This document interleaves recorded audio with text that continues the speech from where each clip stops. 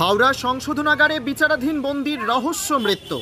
নিজের বাবাকে হত্যার অভিযোগে গত 19 এপ্রিল থেকে হাওড়া জেলে বন্দি ছিল বেলুরের নারায়ণ শেঠ। জেল সূত্রে খবর, গতকাল রাতে আত্মঘাতী হয় নারায়ণ শেঠ। বেলুর রাজেন শেঠ লেনে বাড়ি ওই বন্দির। জানা গিয়েছে বাবা ও ছেলে একসঙ্গে থাকতো। বাবাকে বালিশ চাপা দিয়ে হত্যা করার পর বেলুর থানায় আত্মসমর্পণ করে ছেলে। তারপর থেকে হাওড়া সংশোধনাগারেই ছিল ওই যুবক।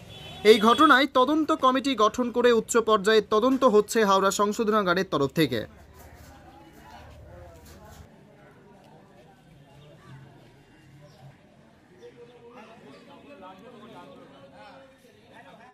আমি 5:30টায় খবর পেয়েছি, বেলুর থানা থেকে আমার ফোন করলো।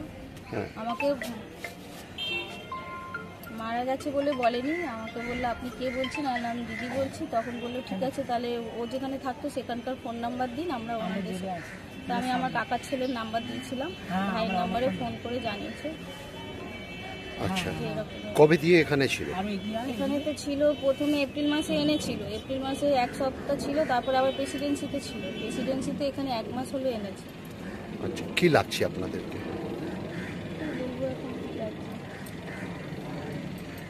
আপনি এখনো দেখেননি? না, আমাদের এখনো ভিতরে ঢুকতে দেয়নি। আপনার নাম? আমার নাম মাধুরী আল। কে আপনি? ওনার আমি দিদি। আল তামার রেস্টুরেন্ট এবার নিবড়াই, সম্পূর্ণ শীততাপ নিয়ন্ত্রিত, অত্যাধুনিক সুসজ্জিত রেস্টুরেন্ট।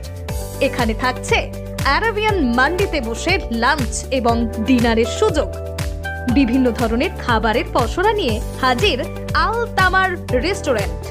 যে কোনো অনুষ্ঠানের জন্য বুক করতে পারেন, থাকছে কনফারেন্সের সুবিধা।